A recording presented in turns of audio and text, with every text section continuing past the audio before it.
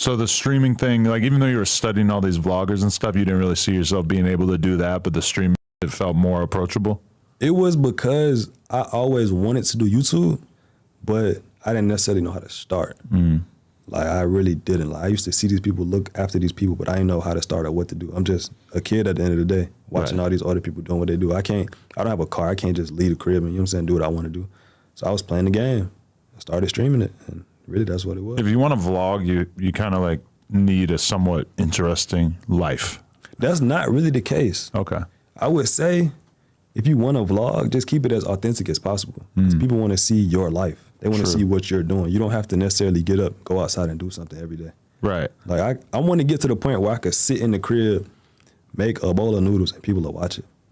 Like I want to get to that point, but I feel like you don't necessarily need. Yeah, I guess I just kind of always held myself to the standard in terms of vlogging of like, if I'm going to make a vlog today, I need to go out and do something interesting. I need to be around some people that are fun to hang out with. I need to go do something. But I mean, you are right that there's a lot of people want to see you live a pretty ordinary life. And one thing I always notice too is that as a vlogger, you go overseas or something, a lot of times your views, you expect your views are going to go way up and they don't, because people actually are more interested in seeing you in your natural environment, not some crazy fancy different. That is crazy, but that's 1,000% true. Yeah. You think the travel vlogs are hit way harder. The CPM is higher, but the views is, nah. They want to see you in your natural state. It's like, you ever have a TV show that you like watching, and when they're at home or they're in their office or they're like regular setting, you enjoy it more. And then when they do an episode where they leave and they go do something different, you're kind of like almost let down. Because you want the more familiar experience. I don't watch TV. I was thinking that as I said it, I'm like, he might be young enough that he kind of came up without having to go through watching a bunch of TV shows. I was watching TV, like I was on cartoon shit as a kid, but growing up, I really was away from the TV shit. It was just YouTube. Right. Nah, I mean, I'm like that now. I got Netflix, Hulu, all this shit. I never even look at them. I just look at YouTube. Bro, subscription just running monthly. I don't watch that shit. Right. Sometimes I feel stupid. I'm like, there's all this that cost millions and millions of dollars to make that I have no curiosity about. Whereas YouTube videos that are made basically for free, just you want to watch it. It's more entertaining. Yeah, definitely. Okay, so you start to get the ball rolling with the streaming, and then how big does that get before you kind of turn your eyes to vlogging and doing other types of content? I was averaging, I would say, 600 views, and then my channel got a strike, so I couldn't stream for like 60 days or something like that. What was that for? I was playing a song. I forgot what artist it was, but I was playing somebody's music, and they striked it to the point where I couldn't stream for 60 days. Wow. And I was like, damn, I done built up this momentum, and I'm finna I can't just let this go to waste. So from that point on, I started doing IRL content. This when I was in, I want to say, 11th grade. I had just became a junior in high school. I started doing IRL content, 'cause I gotta withstand this momentum I built up and just capitalize off of it. I did a couple public interviews, because that was hot back in the day. I wasn't necessarily trying to hop on waves, because that's like something I ain't always been on. Like I'm not the type of person. I want to build a wave. So from that point on, I did a clothing haul, and that ran. I think it got like 300,000 views, and that was like the most views I ever seen. I would have never thought I can obtain that, and I got that. I was like, okay, clothes, and I like clothes. I like fashion, so I was like, I'm finna just go for it. Was getting views, and I kept doing it, and it was working. So it was just the clothes that you were already buying? Was it some regular shit because you weren't having money like that at the time? It was more so like I was showing people you can put together nice clothes, like nice outfits without money. Like I would go shopping in Goodwill, and this that I done did growing up, so it's like it's easy to me. Like I know I like clothes. I got an eye for what I want to wear, and I was just putting it together. I got a lot of hate for what I was wearing, but I also got a lot of support. It's interesting because that definitely was a wave on YouTube for a while. It was like going to the Salvation Army or the Goodwill and like finding expensive there. Like I knew people 2018, 2019 that seemed like they were blowing up off of just doing stuff like that. Literally. I show people you can get something from Goodwill or Burlington y'all got Burlington out here? I think so. We definitely had it where I grew up. Like Ross, shit like that. You can get little cheap clothes from there, come home, fix it up yourself. I taught myself how to sew clothes, all that.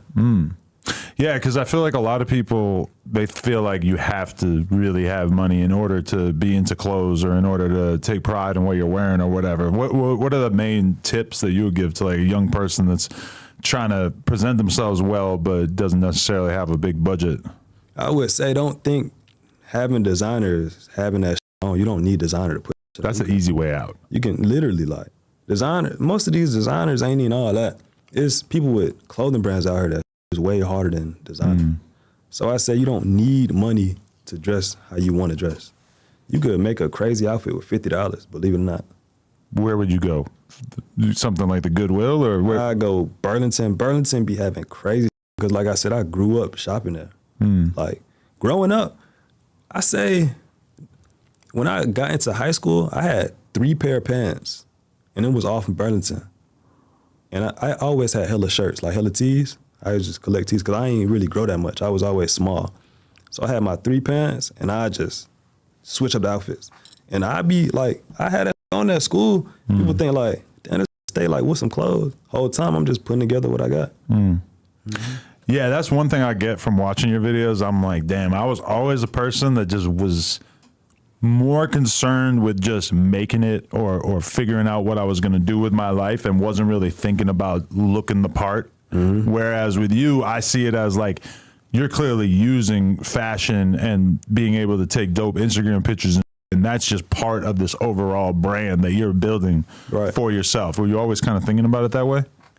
Not necessarily. Another thing with the whole Instagram, I just always like taking pictures. Like that has been a thing. Before I started taking pictures of myself, I tried to get into photography. I had the first camera I ever got. It was like a Canon T6. I would just go outside and just take pictures, record. And that from that point on, like growing up doing that, I was like, this pictures take kind of cool. And I always wanted to make my pictures different from everybody else's. So you probably see on my Instagram, it's like, it looked clear as hell. All I'm using is my phone. I feel like I mastered the iPhone camera. Wow, those are iPhone photos. Okay, that's impressive. The camera thing too, I think is real interesting that a lot of people vlog, they use their iPhone, they just get a janky ass camera and just use that. Has really emphasizing the quality of your videos. Has that always been a big concern for you? Because even like a recent vlog I was watching and you're all like going and buying a different lens and trying it out and like you're renting it before you buy it. And like just a real attention to detail of like how your vlogs are going to be presented. I would say, yeah, because like I said, I was watching Casey Neistat and he always brought that quality. Yeah. Whereas you go watch DDG, he'll have an iPhone vlog here and a camera vlog here. I always wanted to just have that good quality.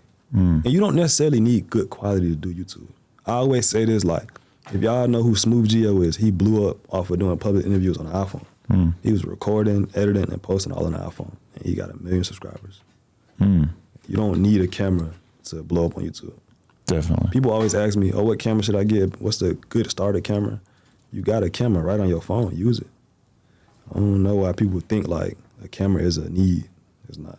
Yeah, like vlogging wise, I never really got past the phone. Like I always would just make phone vlogs and it just felt like I went straight from the phone to like, oh, now I have a filmer who's following me around filming. Because I never really got super comfortable just like holding the big ass, what do they call the thing? The gorilla nuts or whatever the that's called. You know what I'm talking about? Is that what it's called? Gorilla Grip. Gorilla Grip, the fucking big black ball thing that hangs off of the camera. Pause. I never really even like got super used to like carrying that around and everything, but okay, so you started experiencing success with the clothing thing, and did you just keep riding that out for a while, and what other stuff worked around that time? I seen it was working, but it wasn't something I started YouTube wanting to do. Like I wanted to vlog, so I built a support base with the clothes where it was like, okay, I'm gonna continue doing clothes, but I'm finna go branch off and start a vlogging channel. So I made a vlogging channel while I was still doing the clothes, telling them like, go subscribe, you know what I'm saying? I say with YouTube, it's hard as hell to promote a YouTube channel. It's more so it gotta be natural. If they fuck with you, they're gonna subscribe. So made a vlogging channel, kept doing clothes, slowly stopped doing clothes and just went full on vlog mode. And I just been vlogging ever since. And I stopped posting for like a year on the clothes channel. And I just got back on it, but I ain't really consistent on it. Why, what made you wanna sort of step back from the clothing side of things?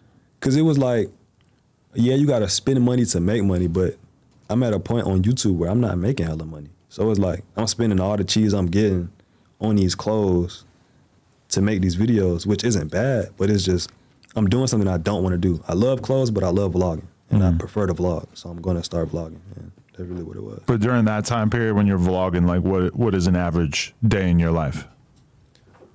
hanging with the bros. I'm going to look at a car because I believe in manifestation. So if I could see it, I could touch it, I could have it. I go vlog at a car dealership looking at a car. Oh, I'm gonna have this car soon. Whoop, whoop. That's a vlog. I bought a car at so-and-so age. Whole time I didn't buy the car. I'm just manifesting the car. But now it's to a point to where I'm actually, okay, I'm out here buying these cars. But back then it was just like, I was doing shit young niggas nowadays. You just having fun with the bros. And everything I was doing, I was recording. Yeah, like when I watch it, it feels pretty smart to me because it's like, it's almost like you're doing a podcast throughout the day, but you're filming like chunks of you and your friends hanging out, or you're shipping your clothes out, or you're going out with a girl or whatever. And it's kind of like what I would tend to do is like, I would go live that day and then I would come on the podcast and then we would talk about it, or we just like have the conversation on the podcast. But there's something about just like living your life and just people getting to see you actually being a real person out there in the world that I feel like that goes a long way with the younger fan base, especially. That's a fact. And it's crazy you say a real person in the world. It's been instances where I've been out and people are like, come up and look at me like, damn, like you a real person. I be like, what are you talking about? That has happened to me multiple times and I find that shit